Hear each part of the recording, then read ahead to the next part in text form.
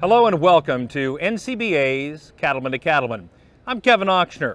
Thanks for joining us.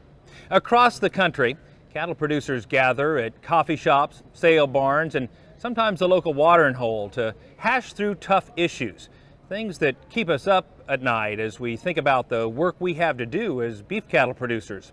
So today, we're going to spend our time in our own version of coffee shop talk, working through some of the big problems and bringing together a group of bright minds in the cattle business to share thoughts, ideas, and insights about those issues we're all concerned about.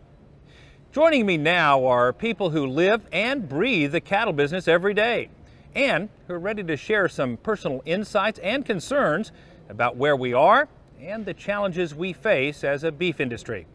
Let me first introduce the folks who are here with me today and have them share a little bit about their place in the beef cattle business. John Butler is with the Beef Marketing Group. John, tell us a little bit about your background. I manage a cattle marketing cooperative. It's called the Beef Marketing Group, and we are in Kansas and Nebraska.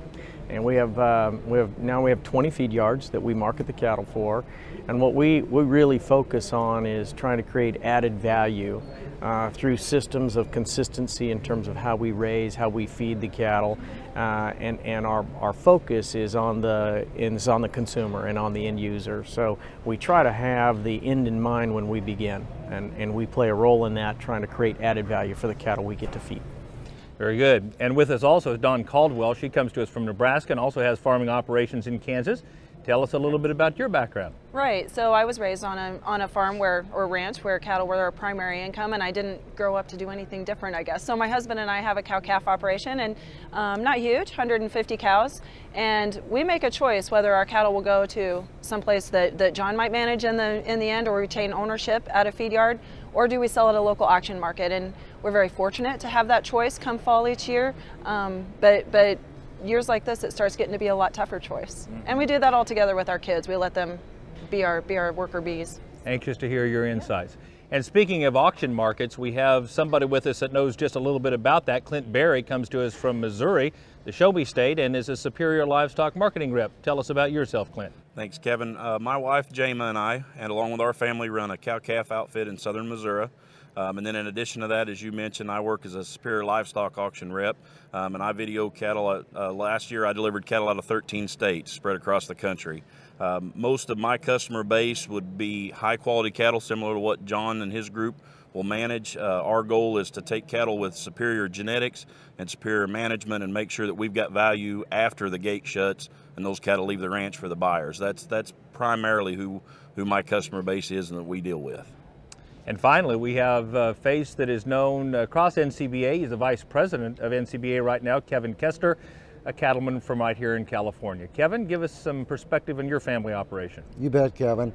I'm a fifth generation California rancher. My wife, June, and our kids, 3 grown children, run a family operation here in California, a cow-calf operation, a stocker operation, and of course, being from California, we also have a few wine grapes. Yeah, that's fantastic. Well, guys, as I talk to people all across the country, the one thing that comes up first right now in their thoughts and minds is the market.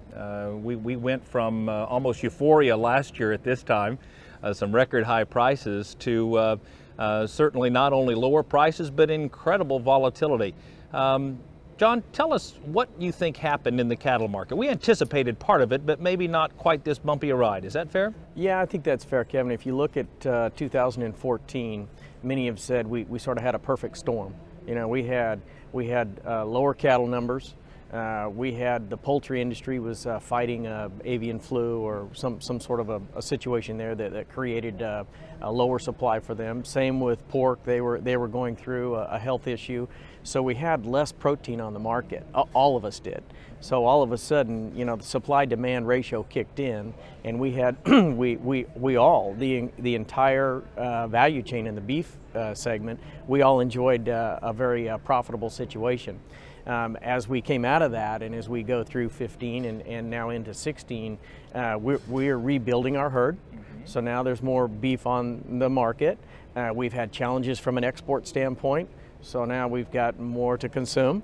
And you look at the other proteins, they have also reacted to 2014 with more supply. And so we have perhaps a perfect storm the other way. We've got a lot of protein. We've got to maintain our demand, and we've got to kind of figure out how are we going to open some of these markets. And all of this combined creates a really the situation you mentioned relative to volatility. Yeah. We're getting into a very up and down kind of situation because of a lot of these factors.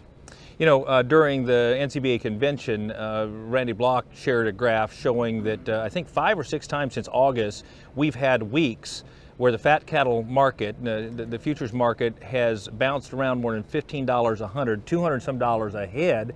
That's incredible volatility, isn't it, Kevin? It is, and so it's one of the big priorities of the NCBA is to find out what's causing this volatility that's hurting a lot of producers and all the way up through the different segments of our industry. So at NCBA, we're looking into what's maybe causing some of this volatility, and we're going to try to correct it, and we're working with the Chicago Mercantile Exchange to see if we can come up with some answers. Yeah.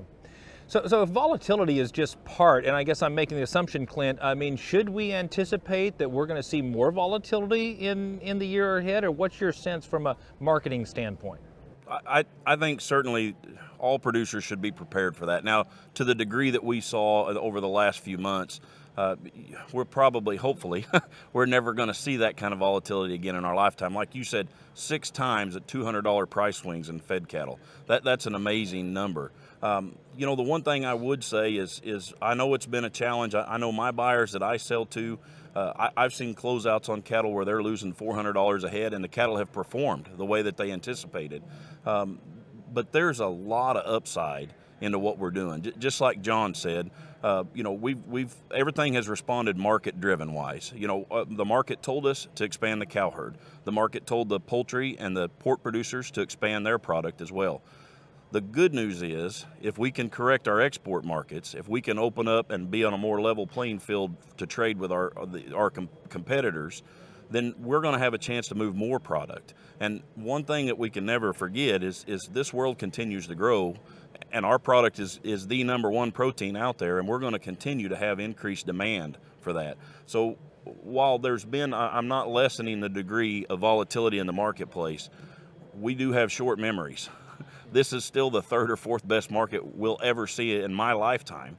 And there's a lot of upswing in it. The one thing that I would say from a cow-calf standpoint, from the seller side, that I'm reinforcing to my customer base is in the years where the cattle market moves up on a daily basis, the lower quality cattle, the average cattle, will bring more than what they're worth, and the top quality cattle don't bring enough.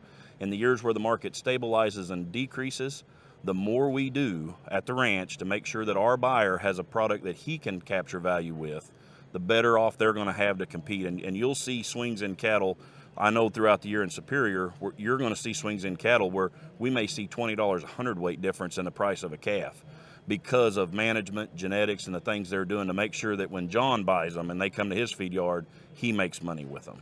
I want to follow up with that a little later, but Don, to you for just a moment. Clint makes a great point. I mean, at the end of the day, okay, so we have the 2nd highest calf market we've ever had, right? I mean, it's been pretty good for cow-calf producers, certainly not as good as it was a year ago. But here's my question. Do you think, with the people you talk to in Nebraska, is it dampening people's enthusiasm for rebuilding the cow herd, or what's your sense? You know, I don't know if well, enthusiasm probably yes, but then business reality sits in. And I'm hearing more people talk about the potential to dry lot cows. In Nebraska, we have a lot of low-cost corn right now, a lot of cheap grain.